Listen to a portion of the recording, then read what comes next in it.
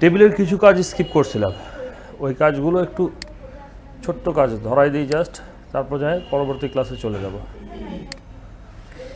কী কাজ স্কিপ করছিলাম? একটা ছিল টেবিলের মধ্যে লেখাগুলোকে শর্টিং করা। রিপিট হিডার রস, এটা কি প্র্যাকটিস করছেন গতকালকে? করেন না? রিপিট হিডার রস অর্থাৎ আমরা যদি ইনসার্ট থেকে যাই, টেবিলে যাই, ইনসার্ট টেবিলে যাই, number of columns 5, number of রস 120 বা 100 বা 200 যতগুলো নেই, প্রত্যেকটা পাতায় একই হিডার লিখবো প্রত্যেকটা পাতায়। তাহলে প্রথম পেজে যেগুলো লিখবো যেমন সিরিয়াল নাম্বার, নেম, তারপর হচ্ছে রোল, এটা কালকে করাইছি। মার্কস করানোর পর লেআউট থেকে যায় রিপিট হিডার রসে ক্লিক করে দিলে এই লেখাগুলো প্রত্যেকটা রতে চলে যাবে এবং এটাকে ক্লিক করলে আবার উঠে যাবে। এটা করাইছি গতকাল। এটাকে সিলেক্ট করে আমি ডিলিট করে দিলাম। ইনসার্ট থেকে যায় টেবিলে ক্লিক করে এখান থেকে একটা টেবিল আমরা নিয়ে আসলাম। আসার পর এখানে প্রত্যেকটা ঘরে যদি সিরিয়াল নাম্বার দিতে চাই, জাস্ট লেখাগুলো ঘরগুলোকে সিলেক্ট করব। হোম থেকে যায় এখানে অটো নাম্বার দেওয়া আছে, ক্লিক করে দিলে নাম্বার সিরিয়ালি চলে আসে। আরেকবার রিপিট করব। এই যে আমি এখানে সিরিয়াল দিতে যাচ্ছি এই কয়টা ঘরে, উপরের ঘরটা বাদ, এই কয়টা ঘরে সিরিয়াল নাম্বার দিব। যাই সিলেক্ট করার পর আমরা অলরেডি প্যারাগ্রাফের নাম্বারিংয়ের কাজ জানি, এখানে জাস্ট যাই একটা ক্লিক দিব, চলে আসছে। হ্যাঁ, প্রত্যেকটাই কানেকশন, সবার সাথেই কানেক্টেড, সব জায়গায় আমরা কাজ করতে পারবো। ওকে, আবার এখানে মনে করেন আমি লিখলাম 1, এখানে লিখলাম 3, এখানে লিখলাম 5, এখানে লিখলাম 2, এখানে লিখলাম মনে করেন 4। এটাকে সিরিয়ালি সাজাইতে যাচ্ছে, দেন এটাকে সিলেক্ট করবো। ওই শর্টিংয়ের কাজটা যেটা করে আসছি এখান থেকে আমরা নাম্বার করে দিয়ে রাখছি, অ্যাসেন্ডিং করে দিয়ে ওকে করে দিব, যে সিরিয়ালি চলে আসছে। এটাকে যদি আবার উল্টা করে দেয়, ডিসেন্ডিং করে দেয়, তার উল্টা হয়ে যাবে, বড় থেকে ছোট, ছোট থেকে বড়। একইভাবে নামের ক্ষেত্রেও তাই। এখানে মনে করেন প্রথমেরটা লিখলাম আমি বকুল, পরেরটা আসে নাম লিখলাম এখানে আবিদ, আমার নামটাই দিলাম। তারপরটা লিখলাম এখানে জেনন, তারপরটা লিখলাম জাহিদ, তারপরটা লিখলাম মনে করেন এখানে সুমন। এই নামগুলোকে সিরিয়ালি সাজাবো। লেখাগুলোকে সিলেক্ট করলাম, অ্যাসেন্ডিংয়ে যায়, টেক্সট অটো আসতেছে, অ্যাসেন্ডিং করে দিব, করে দিয়ে ওকে। ওকে হচ্ছে না? This enter is not valid for sorting, please type or select another entry from the list. Okay, Bakul, শুধু বকুল আসছে, পুরো কলাম নিতে হবে। Text and paragraph ascending, okay, এই যে চলে আসছে। বুঝতে পারছি ব্যাপারটা, শর্টিংয়ের কাজটা। এটাকে সিলেক্ট করে ব্যাক স্পেস। এবার কোনো টেবিল নিলাম না, না নিয়ে এখানে লিখলাম serial, tab, name, tab, roll, tab, marks, tab দিচ্ছি, এন্টার দিলাম। সিরিয়াল নাম্বার 1, ট্যাব, নাম দিলাম বকুল, ট্যাব, রোল দিলাম 001, মার্কস দিলাম 125, এন্টার। সিরিয়াল নাম্বার 2, নাম দিলাম এখানে জেনন, রোল 002, মার্কস 145। আমি কি কোনো টেবিল তৈরি করছি? জাস্ট লেখা দিয়েছি, তাই না? আচ্ছা, এটা ট্যাব দিয়েও লিখতে পারেন, স্পেস দিয়েও লিখতে পারেন, কমা দিয়েও লিখতে পারেন। লেখার পর সিলেক্ট করবেন, করার পর টেবিলে যাব, insert table, convert text to table, convert text to টেবিলে ক্লিক করে দেন এবং ওকে করে দেন। অটোমেটিকলি আপনার টেবিলের ভিতরে চলে আসবে সব। বুঝতে পারছি ব্যাপারটা? কমা দিলেও আসবে, স্পেস দিলেও আসবে, কলাম আকারে লিখলেও এটাকে টেবিলে, লেখাটাও টেবিলে কনভার্ট করে নিতে পারবেন। খুব সহজ কাজগুলো, খুব সহজ। পারবেন কি না? এটা করা হয়েছে অলরেডি, পারবেন? ওকে, এবার এটাকে আমরা ডাইরেক্ট সিলেক্ট করে ব্যাক স্পেস দিয়ে বাদ চলে যায় পিডিএফে। এটা গতকালকে ক্লাসটা একটু রিভাইজ দিলাম। প্রায় 76-77 নাম্বার পেজে আমরা দেখছিলাম টেবিল ছিল। এই যে টেবিল কন্টেন্ট, এই দেখেন টেক্সট লেখার পর সেটাকে convert to text from table, table থেকে টেক্সট করা পারবো আমরা। টেবিলের কন্টেন্টকে টেক্সটে কনভার্ট করা অলরেডি করে ফেলছি। এরপর 7.8 ইলাস্ট্রেশনের কাজ 78 নাম্বার পেজে ডকুমেন্ট পিকচার সংযোজন করা। ডকুমেন্টসে কি আনতে হবে? ছবি আনতে হবে, পিকচার। আচ্ছা, এটাকে আপনারা অবশ্যই পড়বেন।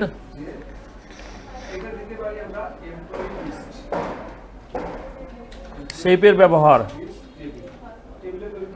তারপর শেপের ব্যবহার, ইনসার্ট পিকচার,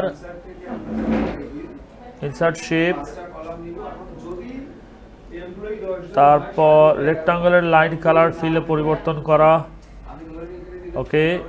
তারপর টেক্সট বক্স, টেক্সট বক্সের কাজ করছি কোথাও অল্প একটু করছি। Smart art, add shape below করা, ওকে। অ্যাড শেপ আফটার করা, ওকে। চার্টের ব্যবহার করা, ওকে।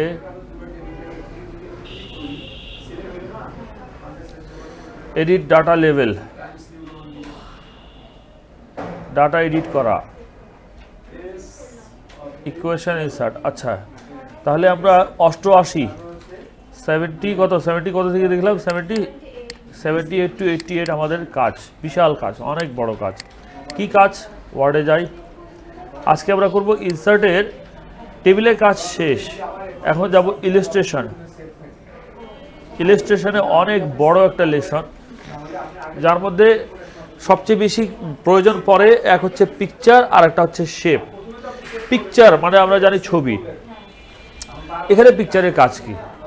ওয়ার্ড তো লেখালেখির প্রোগ্রাম, ওয়ার্ড প্রসেসিং। ওয়ার্ড হচ্ছে যাবতীয় ধরনের ডকুমেন্ট তৈরির কাজে ব্যবহার করা হয়। ডকুমেন্টে কি ছবি লাগে না? লাগে না? বই তৈরি করব, বই টাইপ করব। আমরা দেখছি ছোট ক্লাসের বইগুলোতে উপরে ছবি নিচে লেখা থাকে কি না? তো যদি আমি উপরে ছবি দিতে চাই, নিচে লেখা দিতে চাই, কিভাবে দিব? ঠিক আছে, চলেন আমরা এটা শিখে নেই। ইনসার্ট পিকচারটা কিভাবে আনবো। ওকে, একটা লেখা এই জায়গায় লিখি।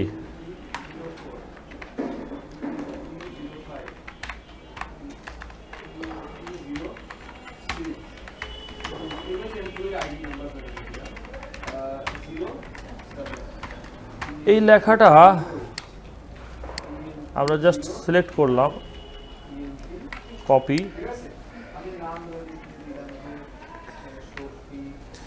আগে লেখা নিচে, আমরা ইন্টার দিয়ে লেখাটা নিচে নামায় নিতে পারি, পারবো না?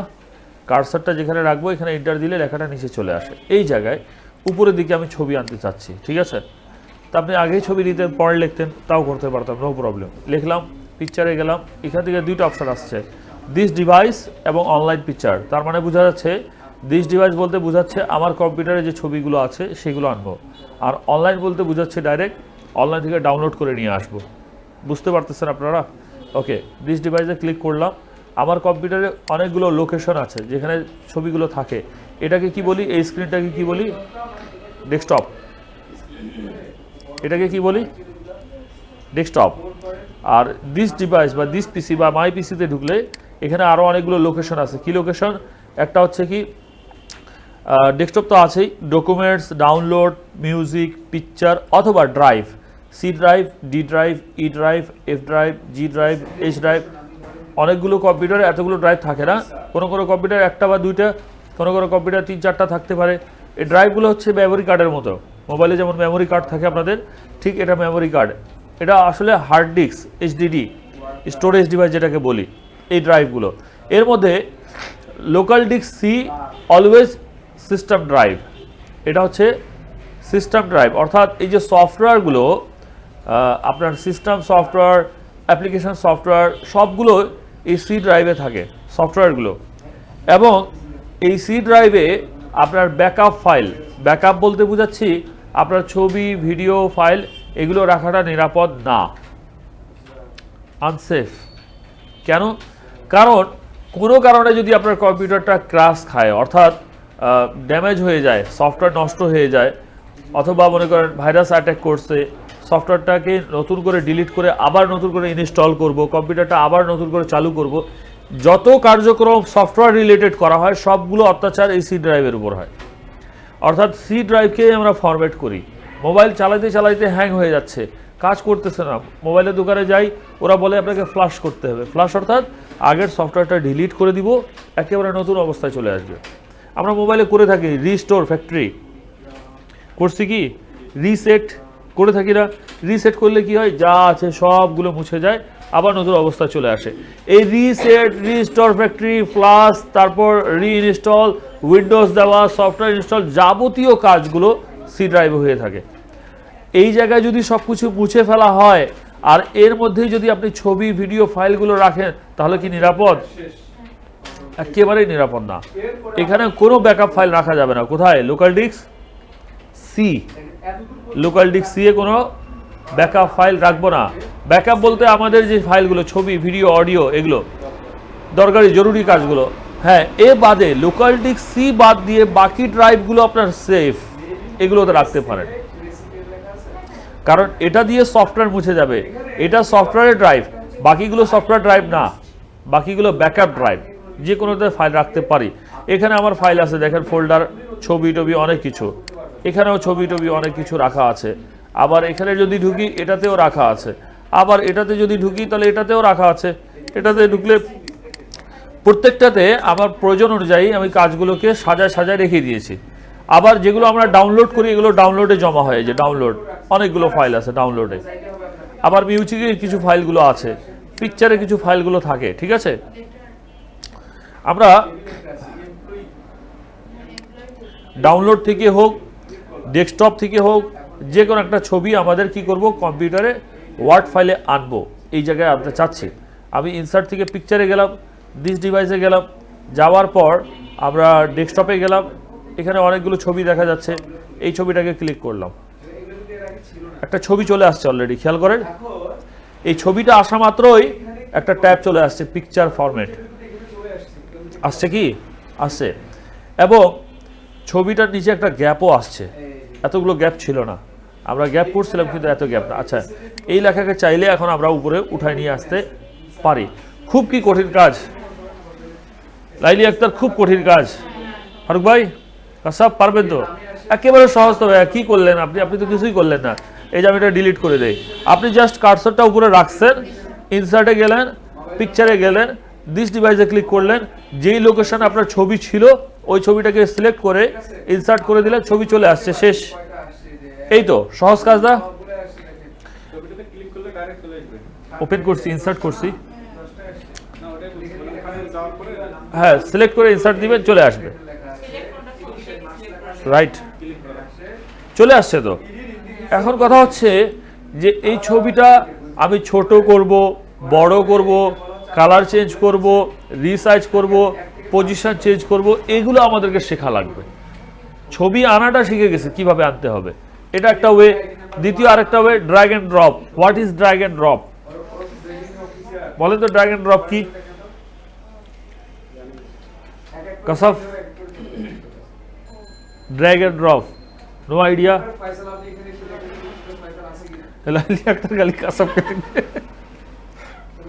আমার কথা বলতে যায় নাক বন্ধ হয়ে আসতেছে।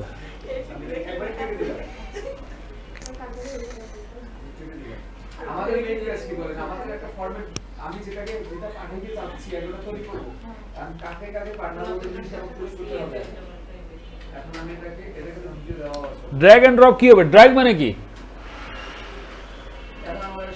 ড্র্যাগ মানে নো নো, ড্রাইভ না, ড্র্যাগ, DRAG, ড্রাইভ আলাদা, DRIVE।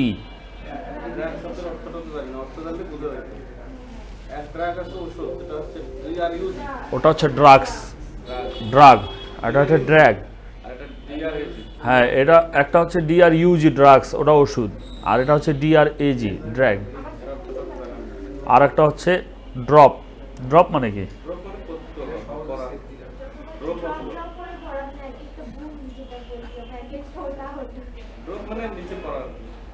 Drag and drop.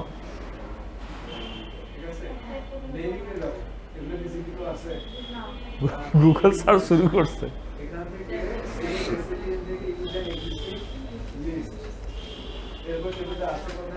ওকে, দেখেন এদিকে, দেখেন, আমাকে 2-3 মিনিট সময় দরকার ছিল, আপনাদেরকে একটা প্রশ্ন দিয়ে আমি আমার সময়টা নিয়ে নিছি। এখন বাকিটা বুঝাই দেই। ড্র্যাগ মানে হচ্ছে টানে হিসেবে নিয়ে যাওয়া,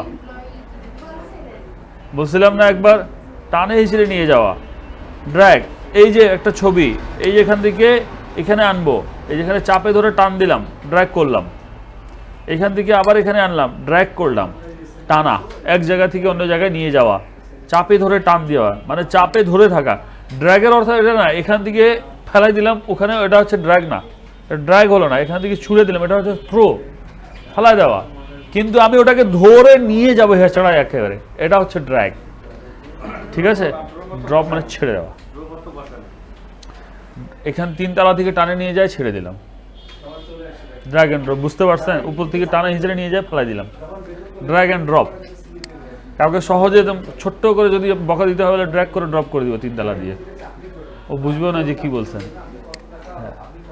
তো এই যে ড্র্যাগ অ্যান্ড ড্রপের কথাটা বলতেছি, এই যে ছবিটা দেখেন, আমার মাইক্রোসফট ওয়ার্ড চালু আছে, আমি জাস্ট এই পিকচারটাকে ড্র্যাগ করে ওয়ার্ডে আনলাম, আনার পর মাঝামাঝি যেখানে ছাড়া ছেড়ে দিলাম, ড্র্যাগ অ্যান্ড ড্রপ।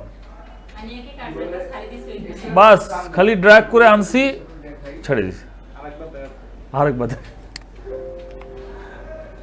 ছবিটাকে ড্র্যাগ করলাম ওয়ার্ডে, আনে এখানে ছেড়ে দিলাম, শেষ। ওয়ার্ডে যেখানে কার্সর ছিল, যেখানে রাখবো সেখানে ছাড়বো, উপরে রাখলে উপরে ছাড়বো, নিচে রাখলে নিচে ছাড়বো।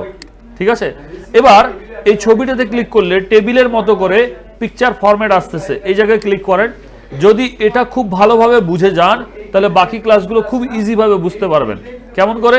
এই পিকচারটাকে ক্লিক করে প্রথম অপশনে যায়, রিমুভ ব্যাকগ্রাউন্ড, বলতেছে এই ছবির ব্যাকগ্রাউন্ডটা কি আপনি চেঞ্জ করতে চাচ্ছেন, সরাইতে যাচ্ছেন? যদি রিমুভ ব্যাকগ্রাউন্ডে ক্লিক করেন, দেখেন এই যে পুরো গোলাপি কালার হয়ে গেছে, তাই না? যতদূর পর্যন্ত কালার হয়েছে এটাকে যদি কিপ চেঞ্জেস করে দেন, ওগুলো চলে যাবে নাই। অটো ডিলিট, কন্ট্রোল জেড নিয়ে আসলাম, রিমুভে ক্লিক করলাম। এবার যদি আমি কিছু অংশ রাখবো, তাহলে এই যে mark areas to keep click করেন, কোন কোন এরিয়া রাখতে চাচ্ছেন, রাখতে চাচ্ছি, যেগুলো সাদা হচ্ছে এগুলো রাখতে চাচ্ছি, যেগুলো সাদা হচ্ছে এগুলো রাখতে চাচ্ছি, এই যে এগুলো রাখতে চাচ্ছি, এগুলো থাকবে। তাহলে এবার যদি কিপ চেঞ্জেস করি, তাহলে এগুলো থাকবে, এটা থাকবে, বাকি ডিলিট। এটা আমাদের তেমন মাইক্রোসফট ওয়ার্ডে ব্যাকগ্রাউন্ড রিমুভ করার প্রয়োজন পড়ে না। আমরা এটার একটা সহজ উদাহরণ আপনাদেরকে বলে দিই, আপনারা যেহেতু স্মার্ট ট্রেনিং করতেছেন তো স্মার্টলি শিখে নেন। সে উদাহরণস্বরূপ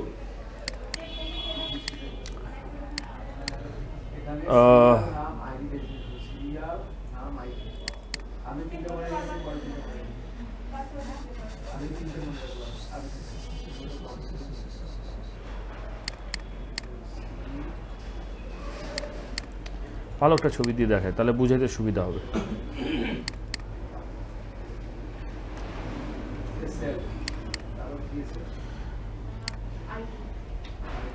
আচ্ছা, উদাহরণস্বরূপ মনে করেন আমি এই ছবিটাকে নিয়ে আসি, কেউ চেনেন এনাকে?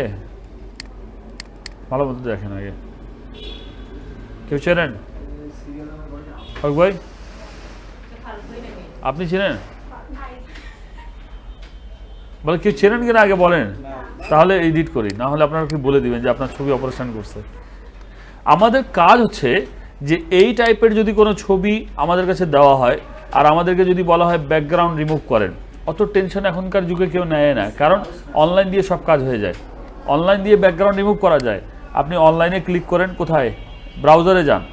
অনলাইনে যাবতীয় কাজ করার জন্য একটা সফটওয়্যার ইউজ করতে হয় যেটাকে বলা হয় ব্রাউজার। কি বলা হয়? আমি এটা পরবর্তীতে প্রশ্ন করব যে ইন্টারনেট চালানোর জন্য যে সফটওয়্যারটা লাগে ওই সফটওয়্যারের নাম কি? ব্রাউজার। এটা হচ্ছে ক্যাটাগরি, কিন্তু সফটওয়্যার ভিন্ন ভিন্ন, যেমন গুগল ক্রোম, যেমন মজিলা ফায়ারফক্স, যেমন ইউসি ব্রাউজার, যেমন বাইডু, এই টাইপের অনেকগুলো সফটওয়্যার আছে ব্রাউজার সফটওয়্যার, যার মধ্যে সবচেয়ে পপুলার গুগল ক্রোম এবং মজিলা ফায়ারফক্স সবচেয়ে পপুলার। আচ্ছা, এখানে আমি ব্রাউজারে ঢুকলাম, ঢোকার পর এই যে এই জায়গায় লিখলাম ব্যাকগ্রাউন্ড রিমুভ। কি লিখলাম? ব্যাকগ্রাউন্ড রিমুভার আসছে, ক্লিক করলাম। রিমুভ বিজি, অর্থাৎ বিজি হচ্ছে ব্যাকগ্রাউন্ড, ক্লিক করলাম। ক্লিক করার পর এই জায়গায় বলছে আপলোড ইমেজ, ক্লিক করলাম। ওই ঠিক একই রকম একটা ইমেজ সিলেক্ট করতে বলতেছে, ডেস্কটপে গেলাম, ওই ভাইয়ের ইমেজটাকে সিলেক্ট করলাম, ওপেন করলাম। ব্লু ব্যাকগ্রাউন্ড ছিল, তাই না? দেখেন কি করে, এই যে ব্যাকগ্রাউন্ড রিমুভ, ডাউনলোড করে প্রিভিউতে ক্লিক করে দেই, আমাদের ফাইলটা ডাউনলোড হয়ে গেছে। এখানে যান, এই দেখেন ডাউনলোডে চলে আসছে। এখন কি আর ব্যাকগ্রাউন্ড আছে? নাই। এখন ওই আগে বলা হয়তো ব্যাকগ্রাউন্ড রিমুভ, আপনাকে গ্রাফিক্স শিখতে হবে, গ্রাফিক্সে ভর্তি হন, না হলে আপনি কাজ পারবেন না। এখন ওই গ্রাফিক্সের টাইম নেই, এখন শুধুমাত্র অনলাইনে ঢুকলেই হবে। স্মার্ট তৈরি করেন নিজেকে। দেখেন আমি কি করছি, এটা কিন্তু আমাদের ক্লাসের টপিকস না, এই ছবিটা ছিল, এটাকে আমরা এই যে নিয়ে আসছি। এই ছবিটার কেন নিয়ে আসছি এটার কারণ বোঝায়। এই ছবিটার আমরা যখন বায়োডাটা তৈরি করি আর সেই বায়োডাটা বা সিভিটাকে অনলাইনের মাধ্যমে ইমেল করতে বলা হয় অ্যাটাচ ফটো সহ, তখন বলা হয় বায়োডাটার মধ্যে ডান পাশে ছবিটাকে অ্যাটাচ করে দিয়েন, বায়োডাটার মধ্যে ডান পাশে ছবিটাকে অ্যাটাচ করে দিয়েন এবং ছবিটা পাসপোর্ট সাইজেরটাই দিয়েন। আপনার তো মাথা গেছে এবার কেন? কারণ এক তো পাসপোর্ট সাইজ করতে বললো, দ্বিতীয় ডান পাশে অ্যাটাচ করতে বললো। দেখেন এখানে কি হচ্ছে, এই ছবিটাকে ডান পাশে আনবো, পিকচার ফরম্যাটে গেলাম, এখানে পজিশন নামে একটা অপশন দেওয়া আছে কি? ক্লিক করেন, এই যে পেজের ডান পাশে ক্লিক করে দিলাম, চলে আসছে না? কিন্তু তার আগ পর্যন্ত যদি এটাতে ক্লিক না করি, এটাকে যতবারই টান দেই মুভ করতেছে না, চাপে ধরে টান দিতে মুভ করতেছে না। এই যে মুভ করা শুরু করছে এখন, কিন্তু যখনই মুভ করলো লেখা উপরে চলে গেল, এলোমেলো হয়ে যাচ্ছে। এগুলোকে কি করব? পিকচার ফরম্যাটে যায়, পজিশনে যায়, ডান পাশে ক্লিক করলাম, একদম জায়গা মতো আসে বসে গেছে। ঠিক আছে, এখন আমরা চাইলে এটাকে মুভ করতে পারি, তবে যেখানে ছবি থাকে সেখানে লেখা থাকে না। This is perfect. এখন আপনি যদি চান আবার লেখা ঠিক থাকবে, ছবিটা লেখার পিছনে চলে যাবে, দেন আপনাকে কি করতে হবে? র্যাপ টেক্সটে যাওয়ার পর বিহাইন্ড টেক্সটে ক্লিক করবেন। দেখেন লেখা ঠিক আছে, ছবি পিছনে চলে গেছে। অনেক সময় থাকে, অনেক সময় এভাবেও থাকে, অনেক সময় এভাবেও থাকে যে র্যাপ টেক্সটে ক্লিক করে ইন ফ্রন্ট অফ টেক্সট, অর্থাৎ পিছনে লেখা উপরে ছবি, এভাবেও করতে পারেন। দেখেন ইজি, পুরা ইজি, ফ্রি হয়ে গেল, যে কোনো জায়গায় মুভ করতে পারতেছি। অর্থাৎ পিকচার ফরম্যাটের সবগুলো কাজ যদি আমার জানা থাকে, আমার এই ছবি নিয়ে কোনো প্রবলেম আর হবে না। এখানে দেখেন আমরা কি করলাম? পজিশনে গেলাম, চেঞ্জ করলাম, ইজি হয়ে গেল, কর্নারে চলে আসছে, সেন্টারে রাখতে পারি। এই যে দুই দিকে লেখা, আমার মাঝখানে ছবি, বাম পাশে উপরে লেখা ছবি, তারপর যায় লেখাগুলো চলে আসতেছে। বই এভাবে দেখি আমরা, এভাবে থাকে, পেপারেও থাকে এভাবে। আবার আমরা কর্নারে বায়োডাটা জায়গায় লাগাইতে পারি। কিন্তু ভাইয়া আপনি যে একটা প্রশ্ন আরও করলেন, সেটা হচ্ছে পাসপোর্ট সাইজ ছবি কিভাবে নিব? এটা কোন সাইজের ছবি আমরা তো জানি না। পাসপোর্ট সাইজের ছবি কত বাই কত এটা কি জানি? লেখেন আগে, লেখে নেন, খাতায় লেখেন। পাসপোর্ট সাইজ ছবি 1.5 উইথ অ্যান্ড 1.9 হাইট। উইথ চওড়া হচ্ছে 1.5, উচ্চতা 1.5 উইথ, চওড়া প্রস্থ 1.5, নো উইথ, প্রস্থ চওড়া, অ্যান্ড হাইট হচ্ছে 1.9 ইঞ্চিস, 1.9 হাইট। ঠিক আছে, ওকে। খুব দ্রুত দেখেন, টাইম খুব কম। এই যে সাইজ, কর্নারে দেখেন লেখা আছে মোর সাইজ দেওয়া আছে। আচ্ছা, এটাতে যাব, তার আগে দেখেন এই উপরে অ্যারো, নিচের অ্যারো দ্বারা কি বুঝাচ্ছে? মাউসটা তো রাখা আছে, স্মার্টলি অ্যান্সার করেন। এটা হাইট, আর এটা কি নিচেরটা? ঠিক আছে, হাইট কত দিব আমরা? 1.9, আর উইথ কত দিব? 1.5। তাহলে আমাদের অনুযায়ী, সেই অনুযায়ী তো সাইজ ঠিক দেওয়া আছে, তাই না? যদি দেওয়া ঠিক না থাকতো তাহলে, যেমন আমি এই ছবিটাকে কর্নার ধরে টান দিয়ে দিলাম, এবার কি পাসপোর্ট সাইজ আছে? কর্নার ধরে টান দিছি, যে বলটাকে ধরে টান দিছি, এগুলো দ্বারা ছোট বড় করা যায়, ঠিক না? করা যাচ্ছে কি? বড় করা যাচ্ছে, ছোটও করা যাচ্ছে, একদম ছোটও করতে পারবো, আবার বড়ও করতে পারবো, করা যাচ্ছে। ওকে, পাসপোর্টটা আগে ক্লিয়ার করি। পাসপোর্টের সাইজ 1.5, 1.9। ওকে, এই যে উপরে হাইটটা, এখানে ক্লিক করে আমি কত দিব? এটাকে সিলেক্ট করলাম, কত দিব? 1.9। সেই অনুযায়ী এখানে নিচের দিকে দেওয়া আছে 2.38, তাই না? দেখেন এটা অটোমেটিকলি চেঞ্জ হচ্ছে, 1.49 হয়ে গেছে। এখানে কি করতে হবে? 1.5, উপরেরটা দেখেন অটোমেটিকলি চেঞ্জ হয়ে যাবে। দেখেন কেন চেঞ্জ হচ্ছে? আমি চেঞ্জ করতেছি একটা, এটা কেন চেঞ্জ হচ্ছে? আমার প্রশ্ন বুঝতে পারেন নাই আপনারা? ধরাধরি নাই, এটা কম্পিউটার আছে। ওই যে মনে করি অঙ্ক, ওগুলো শেষ, এখানে মনে করে নাই। মনে করি XYZ। আমাদের প্রশ্ন হচ্ছে যে চেঞ্জ যে হচ্ছে, কোনো তো কারণ আছে। আমি উপরের দিকে যদি 1.9 দেই, 1.9 পারফেক্ট সাইজ, কোনো 1.9, 1.2 যে কিছু না, 1.9 পারফেক্ট সাইজ, এটাই লেখাইছি না আপনাদেরকে? তো আমি এটাই নিব, এবং নিচের দিকে আমি 1.5 নিব, বাট 1.9 নিতে যায়, নিচের দিকে কি হয়ে যাচ্ছে? আবার নিচের দিকে 1.5 করে দেই, 1.5, ঠিক আছে। এবার দেখেন উপরে কি হয়ে যাচ্ছে, এটা কেন হচ্ছে, এটাই প্রশ্ন, চেঞ্জ কেন হচ্ছে, একটাকে পাল্টাচ্ছি অপরটা নিজে নিজে কি হয়ে যাচ্ছে, চেঞ্জ হয়ে যাচ্ছে। এটার একটা রিজন আছে, কারণ আছে। কারণটা হচ্ছে লক এক্সপেক্ট রেশিও। এটা কোথায়, এই যে কর্নারের কথা বলছিলাম না সাইজের, এখানে ক্লিক করার পর এখানে একটা অপশন দেওয়া আছে, দেখেন কি লেখা আছে, লক এক্সপেক্ট রেশিও। এই জিনিসটা যতক্ষণ পর্যন্ত টিক দেওয়া থাকবে আপনি অটোমেটিকলি উপরেরটা চেঞ্জ করলে নিচে চেঞ্জ হবে। যেমন মনে করেন আমি উপরেরটা 3 দিচ্ছি, সেই অনুযায়ী রেশিও অনুযায়ী নিচেরটা অটোমেটিকলি চেঞ্জ হবে। দেখেন 2.34, উপরে যদি আমি 5 করে দেই, মানে আপনি উপরে চেঞ্জ করলে নিচেরটা রেশিও অনুযায়ী নিজে চেঞ্জ হবে। ক্লিয়ার? তো আমরা এভাবে চাচ্ছি না, আমরা উপরে 1.9 দিলাম, ঠিক আছে, নিচেরটা 1.5 করব, নিজের ইচ্ছা মতো চেঞ্জ করব। এই কারণে আমরা এই লকটাকে আগে খুলে দিব, এখন ইচ্ছা মতো সাইজ দিতে পারবো। যেমন উপরে 1.9, নিচে দিলাম 1.5, ইন্টার। দেখেন পারফেক্টলি আসছে দুইটা সাইজ। এখন এটাকে আমরা এই কর্নারে বসাই দিলাম, পারবো? আচ্ছা, এই পিকচারটার মাঝখানে দেখেন কিছু অপশন আছে কালার, এই যে সামনের দিকে ক্লিক করলে এটা ব্ল্যাক অ্যান্ড হোয়াইট করে দেওয়া যাবে। এই দেখেন কালার ছিল না, ব্ল্যাক অ্যান্ড হোয়াইট হয়ে আসছে। আবার চাইলে আপনি ব্লু কালার দিতে পারেন, যে কোনো লাইট ডার্ক ইয়েলো অথবা হালকা ঝাপসা কালার, অনেক সময় এরকমও প্রয়োজন পড়ে জল ছাপের জন্য, এটাকে দিতে পারি। আমরা কি করলাম, এটাকে রিসেট করে দিই। এখানে রিসেট অপশন দেওয়া আছে, কি আছে, রিসেট পিকচার, আগের মতো চলে আসবে। কন্ট্রাস্ট অর্থাৎ লাইটিংটা কম বেশি করতে পারেন। এই দেখেন একটু বেশি ফর্সা হয়ে গেল, এখান থেকে আবার একটু ডার্ক করে দিতে পারবো, ক্যামেরা খারাপ, আবার এখান থেকে মনে করেন এটা দিতে পারি। এগুলো জাস্ট হচ্ছে লাইটিং কম বেশি করার জন্য।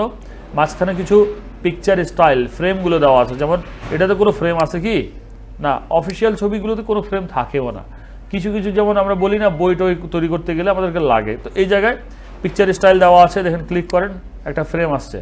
ফ্রেম আসছে কি, আসছে কি কালার, এই ফ্রেমটাকে বলা হয় আউটলাইন। আউটলাইন অপশন আছে কি, ক্লিক করি, এই দেখেন এখানে পিকচার বর্ডার আছে না, ক্লিক করার পর কালারটা দিয়ে দেন, দেখেন এখন বুঝতে পারবেন। সাদার জায়গায় এখানে ক্লিক করেন, রাউন্ড করে দিলাম, এখানে ক্লিক করেন, আরও বিভিন্ন স্টাইল 3D করে দিলাম। এরকমই ছিল ছবিটা না, এগুলো হচ্ছে প্রিসেট, অর্থাৎ পিকচার থেকে প্রিসেট দেওয়া আছে। আর এই যে প্রি সেটিংগুলো, এগুলো চেঞ্জ করার জন্য এখানে 3টা অপশন আছে, border, picture effect, picture layout. Layout অর্থাৎ এই যে বক্সের ভিতরে, এগুলো আমরা পরে নিয়ে আসতেছি এগুলোতে। আপাতত বর্ডারটা বুঝতে পারেন, আপাতত পিকচার ইফেক্ট 3D দেওয়া আছে, দেখেন রিফ্লেকশন দেওয়া আছে, এগুলো দিতে পারেন। আবার এটাকে আমি নর্মালি ক্লিক করলাম এবং বর্ডারটাকে নো আউটলাইন করে দিলাম, আগের কন্ডিশনে নিয়ে আসলাম। এবং এখানে কিছু অপশন পজিশন দেখাইছি কি আপনাদেরকে, পজিশনে কাজ, হ্যাঁ আমি দেখাইছি, আমি জানি, আমি কেন প্রশ্ন, হ্যাঁ দেখাইছি, কেন কাজ হয়নি। এই ছবিটা এখানে ছিল, আইয়ে শুনেন, এই ছবিটা এখানে ছিল, এটা পজিশন দ্বারা ডান পাশে আনছি, কাজ না হইলে ফির আসছে কেমনে এই পাশে, মনে রাখতে হবে কাজগুলো। তারপর র্যাপ টেক্সটের কাজ দেখাইছি, কি কাজ দেখাইছি, দেখেনি, হ্যাঁ রাইট, লাইলি আক্তার, এটা মনে আছে, হ্যাঁ লেখার পিছনে যদি নিয়ে যায় বিহাইন্ড টেক্সট, আর উপরে নিয়ে আসলে ইন ফ্রন্ট অফ টেক্সট, আগের অবস্থা রাখলে ইন লাইন উইথ টেক্সট, অথবা থ্রু করে দেন, থ্রু থাকবে এই জায়গায়। আরও কিছু আছে, ফরওয়ার্ড ব্যাকওয়ার্ড সিলেকশন, একদিনে শেষ করবো না, 38 হচ্ছে, 11টা পর্যন্ত সময় আছে, এটাকে প্র্যাকটিস করেন। এটা অনেকগুলো কাজ আছে, ইলাস্ট্রেশন অন্তত 2 দিন সময় নিব আমরা, picture, shape, smart art, text box, এই 2 দিনের মধ্যে শেষ করবো পুরাটা। আগামীকালকেও সেম টাইম ক্লাস হবে 1.5 ঘন্টা, বাট রমজান শুরু হচ্ছে পরশু দিন থেকে, তাই না, পরশু দিন থেকে 1 ঘন্টা class, 20 minute typing, 20 minute class, 20 minute practice.